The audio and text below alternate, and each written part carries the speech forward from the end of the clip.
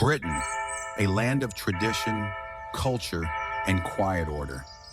From the rolling hills of the countryside to the buzzing streets of London, it's a nation that prides itself on civility and law. Yet beneath this image of calm lies a growing violence, a silent epidemic cutting through its communities. Every week, there's another headline, another life lost, another family torn apart by a knife crime in Britain has surged to levels that have shocked the world. In London alone, hundreds of stabbings are reported every year, many involving teenagers. It's left citizens asking, why? Why is a country with strict gun laws, advanced policing, and a stable democracy facing such a deadly epidemic of blades? For many young people growing up in Britain's inner cities, danger isn't just a headline, it's a daily reality. Walk through some of London's toughest boroughs, places like Croydon, Hackney, or Tottenham, and you'll hear the same phrase repeated over and over. Everyone carries. If you don't, you're the target. That's the paradox of Britain's knife culture. Young people carry blades not always to attack, but to defend. They're terrified of being caught unarmed in a world where confrontation can happen anywhere. A bus stop, a school corridor, a park. Fear breeds fear, and soon knives become a twisted form of security. To understand today's crisis, we have to look deeper, far beyond the streets themselves. Knife crime didn't appear overnight. It grew out of decades of economic and social neglect. When industries collapsed in the 1980s, entire communities were left behind. Generations grew up surrounded by poverty, unemployment, and limited opportunity. Over time, resentment hardened. Trust in institutions eroded. Now, in many working-class neighborhoods, young people feel trapped in cycles of deprivation that seem impossible to escape. For them, gangs offer what society does not: belonging, respect, a sense of purpose. But that belonging comes with a price, one paid in blood. There's another force shaping Britain's knife crisis, one that didn't exist a generation ago. Social media platforms like TikTok, Snapchat, and Instagram have turned local disputes into public spectacles. Feuds that might once have ended with a fistfight now escalate into viral challenges, humiliation, and revenge. Clout and reputation, once confined to the block, are now global.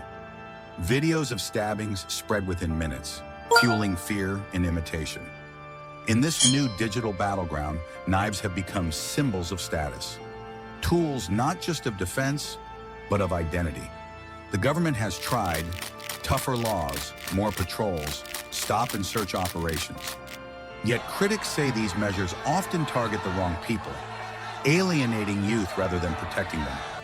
Community leaders argue that you can't police your way out of hopelessness, that until the root causes, poverty, education, and family breakdown, are addressed, knives will keep finding their way into young hands. Some police officers admit off-record, "We're not just fighting crime, we're fighting despair." Behind every statistic is a story. A mother who never sees her son come home, a teenager whose dreams end in an alleyway.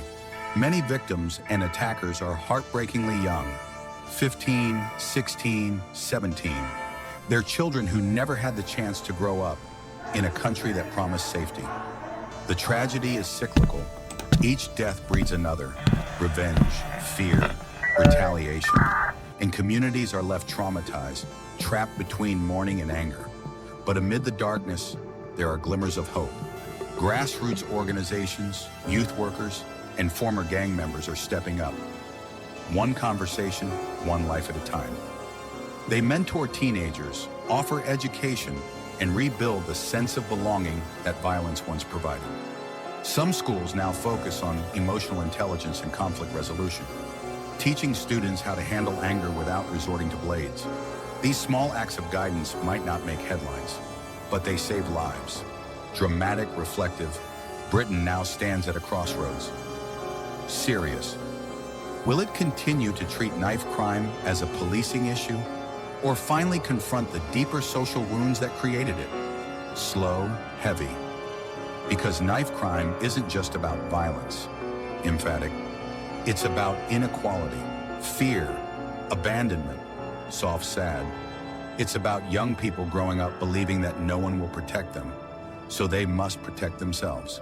Dramatic pause. The question then isn't, why are there so many stabbings when whispered urgent? It's why are so many young lives left feeling like they have no other choice? Serious, resigned. Until that question is answered, the knives won't disappear. Ominous, heavy. They'll keep reflecting a truth Britain has long refused to face. Calm, hopeful. That safety isn't just the absence of crime, it's the presence of opportunity, hope, and care.